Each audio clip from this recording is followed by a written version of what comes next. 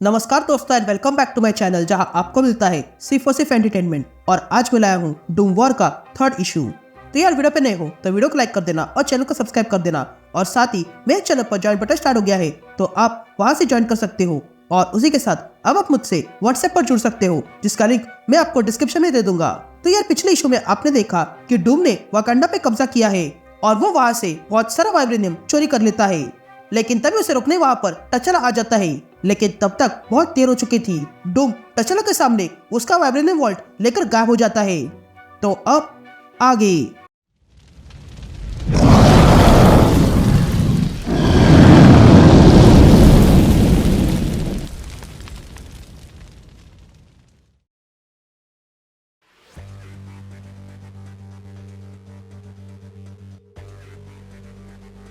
All right gang. तो issue की शुरुआत में हम शूरी को देखते हैं जो कहती है कि ये सब कुछ एक्ट ऑफ मर्डर से शुरू हुआ। ये स्क्रल्स ने ग्लोबल सिचुएशन हिला कर रख दी थी और डूम ने उसी का फायदा उठाया और फिर मेरे भाई को एक कोर्ट मीटिंग पर जाने के लिए मजबूर किया और फिर उस पर हमला करवाया। लेकिन टचला के डोरा मिलान बॉडीगार्ड्स उसमें मारे गए। टचला का वहां से बचना मिरेकल था, पर उसकी टचला को कीमत चुकानी पड़ी। हमारे पास इतना एडवांस मेडिकल सिस्टम होने के बाद भी टचला फिर कभी ब्लैक पैंथर नहीं बन पाएगा, इसलिए सबकी भलाई के लिए मुझे ब्लैक पैंथर बनना पड़ा। डूम का प्लान सिर्फ हमला करने का नहीं था, बल्कि उसे हमारी रॉयल फैमिली को नैनेट से इन्फेक्ट करना था, जिसके कारण वो हर एक चीज जानता था। डूम ने हर किसी को जीता जागता कैमरा बना दिया और उसी के जरिए वो जानकारी प्राप्त करने लगा। टचला और मैं इससे इन्फेक्ट नहीं हुए, लेकिन हम अपने लोगों को इससे भी ठीक नहीं कर पाए। इसलिए टचला ने साइंस का साथ छोड़कर मैजिक का साथ लिया ताकि उससे वो डूम की सॉर्सरी को टक्कर दे सके। अल्केमी और एंशिएंट मैजिक से उसे ताकत और मैजिकल हमले से बचने की ताकत मिली। डूम का हमला इनएविटेबल था, इसलिए टचला को डोरा मिलांजे की आवश्यकता पड़ी। अब महीना बीत चुका है और अब टचला के पास इन्फेक्शन का इलाज नहीं था। वो हर बार ट्राई करता और हर बार हार जाता। उसे डर था कि डूम किसी भी समय वो नैनेट्स को सेल्फ डिस्ट्रक्ट पर डाल सकता है, जिसके कारण उसकी पूरी फैमिली खत्म हो जाएगी। और अब टचला समझ गया था कि वो डूम के चाल में फंस चुका है।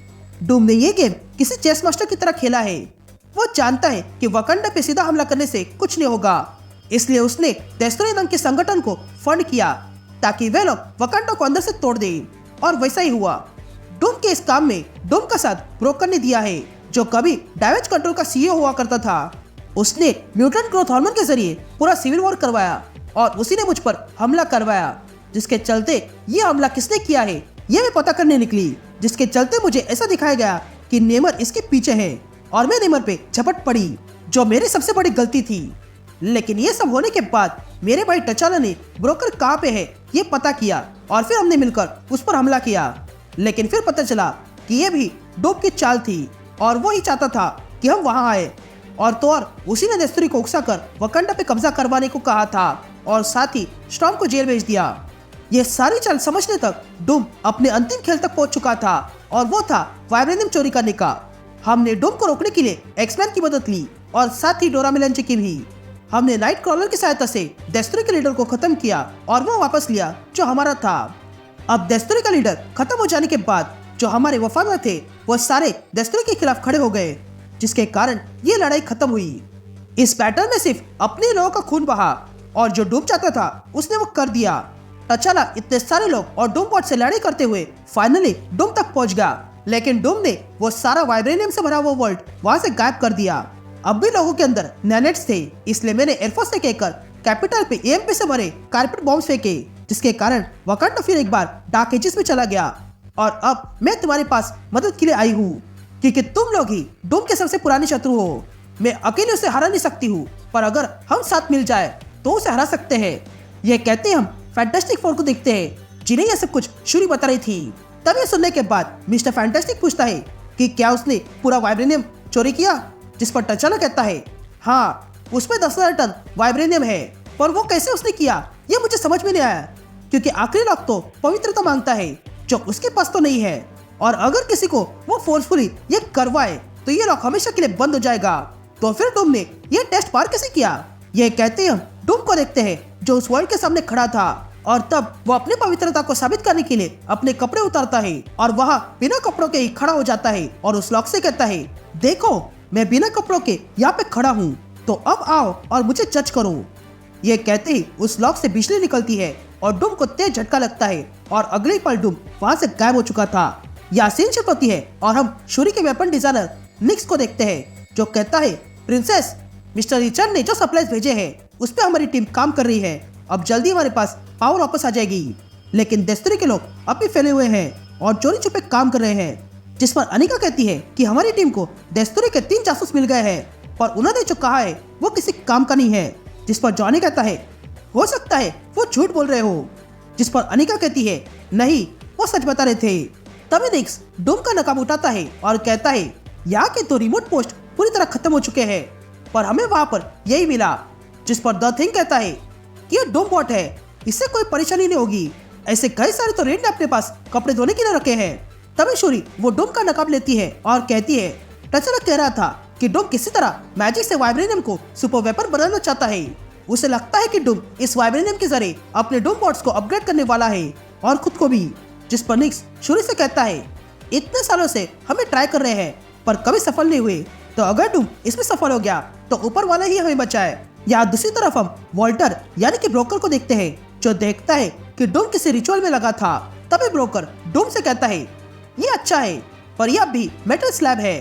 तुमने जो किया है उसके बाद तो चला तुम्हें ढूंढने के लिए जमीन आसमान एक कर देगा, और अब तो उसके पास उसकी मिलिट्री भी है, तो बताओ उसे यूज करने में कितना समय लगेगा। जिस पर डूम ब्रोकर से कहता है, अपनी बकवास बंद करो, ये रिचुअल को थोड़ा टाइम लगेगा, इसलिए मुझे थोड़ा समय दो।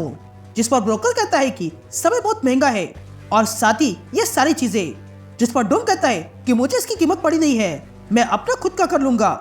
ये कहते हैं डूम वहाँ पर रिचुअल शुरू करता है। या दूसरी तरफ हम टचला, स्टॉर्म और सुजन रिचर्ड को देखते हैं, जो उस वॉल की जगह पर खड़े थे। तभी देखकर सुजन कहती है, तुम कह रहे हो कि डूम यहाँ पर बिना कपड़ों के खड़ा था, वो भी टचला के होते हुए। जिस पर स्टॉर्म हाँ कहती है। तभी टचला कहता है कि ये डूम आखिर कैसे कर पाया। ये प्यूरिटी आंख लाइट डिटेक्टर की तरह होती है, जो गहरे से गहरे राज को पकड़ लेती है। इसे उल्लू बनाना असंभव है, तो फिर डूम ने ये कैसे किया। या हम डूम को देखते हैं, जो बिना कपड़ों के कहीं पर आ गया था, और तब वो उस जगह को देखता है और कहता है, ये जगह कौन सी है। जिस पर डूम को एक आवाज सुनाई देती है, जो कहता है, तुम कहीं पर भी नहीं हो, ये ऐसी जगह है जो एग्जिस्ट नहीं करती है, यहाँ बस पवित्रता के सवाल ही एग्जिस्ट करते हैं। मैंने तुम्हारे आत्मा को देखा है विक्टर वॉन डूम, तो अगर तुम मुझसे झूठ बोलोगे और अगर तुम्हारा दिल इम्प्योर निकला या फिर तुम्हारे इरादे बुरे निकले, तो तुम जानते हो तुम्हारे साथ क्या होगा। यह कहते ही वहाँ पर एक जायंट सा पैंथर आ जाता है, जो कोई और नहीं बल्कि गॉडेस बेस्ट है। तभी गॉडेस बेस्ट डूम से कहती है, मैं हूँ best, cat god of Egypt, मुझसे अगर झूठ बोलोगे तो मैं तुम्हें खत्म कर दूंगी।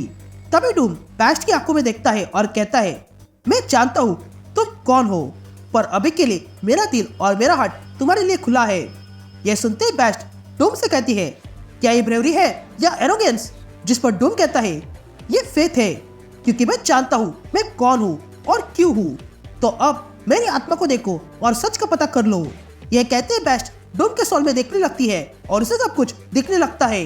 या दूसरी तरफ हम एक सोल्जर को देखते हैं, जो टचला के पास आता है और कहता है, डेस्टोनी ने फिर एक बार हमला किया है और बहुत सारे प्रेस को हॉस्टेजेस बना के रखा है। जिस पर टचला पूछता है, ये पागल पर कभी खत्म होगा।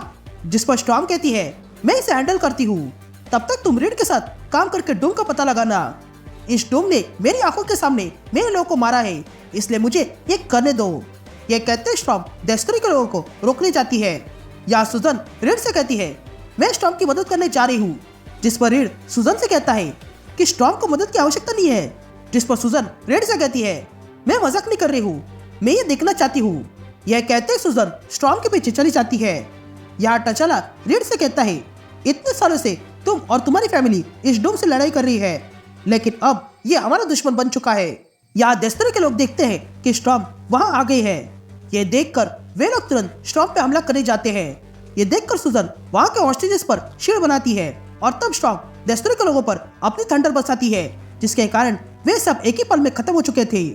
यहाँ बेस्ट डूम से कहती है, तुमने अनगिनत खून किए हैं सिर्फ इसीलिए क्योंकि तुम्हारा ड्रीम पूरा हो सके। तुम सच में मॉन्स्टर हो और तुम ये बात जानते हुए भी यहाँ आ गए, वो भी अपनी प्योरिटी साबित करने के लिए। जिस पर डूम कहता है, मेरा इतिहास वकांडा से कम नहीं है, मैं जानता हूँ कि तुम्हारे लोगों ने जीवित रहने के लिए क्या किया है और तुम डैमेज की बात कर रहे हो। जिस पर बेस्ट कहती है, तुम खुद को हमारे साथ कंपेयर कर रहे हो। जिस पर डूम कहता है, हाँ मैं कर रहा हूँ, तो अब मेरे और गहरे अंदर झांको। या मिस्टर फैंटास्टिक कहता है वाइब्रेनियम ट्रैकर ये अच्छा है। जिस पर टचाला कहता है कि ये क्वांटम लेवल पर सारी चीजें कनेक्टेड होती है और ये ट्रैकर वाइब्रेनियम की यूनिक है। जिस पर रीड कहता है ये यूनिक शब्द काफी नहीं है क्योंकि ऐसे कई सारे एलिमेंट्स हैं जो मटेरियल और स्पिरिचुअल में एग्जिस्ट करते हैं और मैं सरप्राइज्ड हूँ कि तुमने मुझे ये बात अब तक नहीं बताई। जिस पर टचाला कहता है रीड तुम मेरे दोस्त हो पर कुछ राज ही लेने चाहिए। तभी रीड कहता है कि इस वाइब्रेनियम को ट्रैक करना अभी बहुत दूर है। डूम इसे लैटविया तो नहीं ले गया होगा, लेकिन अगर उसे वो मिल गया तो वो सबसे बड़ी सुपर पावर बन जाएगा। जिस पर टचाला कहता है हाँ इसीलिए तो मैं उसे ढूंढ रहा हूँ। यहाँ डूम कहता है कि मेथड्स हमेशा खत्म करने के लिए होते हैं। मेरे बहुत से शत्रु मेरे खिलाफ इसलिए खड़े होते हैं क्योंकि उन्हें मेरे विजन से नफरत है, पर उससे ज्यादा वो मुझसे डरते हैं क्योंकि वो जानते हैं मैं क्या हूँ। तो तुम जानना चाहती हो मैं रिचर्ड्स और टचाला से इतनी नफरत क्यों करता हूँ? वो इसलिए क्योंकि कभी भी उन्होंने मेरे धार्मिक अहंकार पर इतने देर तक लगाम नहीं लगाई और मैं जो देख रहा हूँ वो कभी देखा नहीं। उन्होंने कभी भी मुझसे इसका कारण नहीं पूछा। तो तुम ये जानती हो इसका जवाब प्यार है। तुम मेरे क्राइम्स को इंसानों के क्राइम से तोड़ के देखो, फिर तुम्हें पता चल जाएगा मैं कितना बड़ा संत हूँ। ये होमो सैपियन प्रेडेटर है और इसी के कारण उन चेन से नीचे आ गए। मैं साइंटिस्ट से ज्यादा ताकत के लिए भूखा सॉर्सरर हूँ, ऐसा रिचर्ड और उसके दोस्त मानते हैं। मैंने फ्यूचर में देखा है कि किस तरह लोग अपनी गलतियों के कारण अपने अंत तक पहुंच चुके हैं। मैंने जब भी फ्यूचर देखा मुझे यही दिखाई दिया, पर एक पॉसिबिलिटी में सारे इंसान एक हो गए जिसके कारण ये दुनिया सारी बीमारी और भूखमरी से दूर हो गई। उस दुनिया में ऐसा कोई नहीं है जिसने अपराध किया और उसे सजा नहीं मिली, जिसके कारण लोग अपराध करना बंद कर दिए हैं। मैंने इतने सारे फ्यूचर्स देखे, लेकिन ये एक फ्यूचर है जिसमें सब लोग एक हो गए और वो मेरे कारण हो पाए क्योंकि वो मेरी दुनिया थी जिसका नाम डूम वर्ल्ड है। यह सुनते बेस्ट चौंक जाती है। यहाँ टचाला कहता है कि वाइब्रेनियम ट्रैकर ऑनलाइन हो चुका है, तो अब बाकी भी जान लो। यहाँ पे 5 तरह के वाइब्रेनियम है इस अर्थ पे, कुछ एटलांटिस में, कुछ सैवेज लैंड में और कुछ बहुत ही कम मात्रा में है। इन सब में से हर एक की अलग अलग विशेषताएं हैं और इसीलिए ये वी ट्रैकर सिर्फ वकांडा में रिफाइन किए हुए वाइब्रेनियम को ट्रैक करेगा। रेड ने जैसे कहा था वैसे हुआ है। यह डूम अब तक वाइब्रेनियम को लेकर लैटविया नहीं गया, जिसका मतलब है कि उसने कई जगह फैला दिया है, जिसमें से अब तक हमारे पास 16 जगह हाथ में लगी है, वो भी एक आदमी को ट्रैक करके, और वो है ब्रोकर। तभी वहाँ खड़ा जकर कहता है कि डूम बहुत सारे काम एक ही समय पर करता है, इसलिए हमारे जासूस जो लैटविया में है वो कभी भी डूम के प्रोडक्शन फैसिलिटी को ढूंढ नहीं पाए और ना ही उसके फाइनेंसेस को। यह ब्रोकर डूम का ग्लोबल नेटवर्क हैंडल करता है, जिस पर शूरी कहती है कि हम वाइब्रेनियम को जमा करने के बाद डूम का पूरा सपोर्ट सिस्टम खत्म कर देंगे।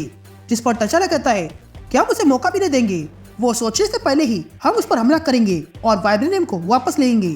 तो किसी के पास कोई सवाल है? जिस पर द थिंग कहता है हाँ मेरे पास एक सवाल है और वो ये है कि क्लॉबरिंग टाइम कहाँ पे है? जिस पर टचाला कहता है कि सबसे ज्यादा वाइब्रेनियम ईस्टर आइलैंड पे है और वही हमारा पहला टारगेट है। ये कहते हम टचाला और उसकी टीम को देखते हैं जो ईस्टर आइलैंड की ओर निकले थे। या मिसेस टिकल को इसके बारे में पता चल गया था और तब वो कहती है कि उन्हें आने दो, इनका अच्छे से स्वागत करेंगे। यह कहते मिसेस टिकल वाइब्रेनियम हाउंड को रिलीज करती है जो गन्स लेकर हमला करने निकलते हैं। या जकाई कहता है कि हम पर हमला होने वाला है। यह सुनते ही जॉनी हैच खोलता है और ह्यूमन टॉर्च बन के उन हाउंड्स को रोकने जाता है, तो वही शूरी भी हमला करती है। या हम बेस्ट को देखते हैं जो डूम से कहती है कि तुम करोड़ों को बचाने के लिए लाखों लोगों को मार सकते हो, तुम तो पूरा इतिहास बदल सकते हो, तुम्हें तो बस ये पूरी दुनिया अपने हाथों में चाहिए। तुम्हारी तरह मैंने भी सारे फ्यूचर देखे हैं और वो फ्यूचर भी जिसमें तुमने सब खत्म कर दिया है। तुम्हारे तरीके गलत है पर इरादा सही है, इसलिए तुमने ये परीक्षा पार कर ली है। अब ये सब कुछ तुम्हारा है। यह कहते बेस्ट वहां से चली जाती है। या हम देखते हैं कि इतना सारा वाइब्रेनियम मिलने के बाद डूम ने उसे अपनी आर्मी बना दी थी और वो उस आर्मी को रिलीज करने वाला है। And that's it. ये इशू यही कंटिन्यू होता है।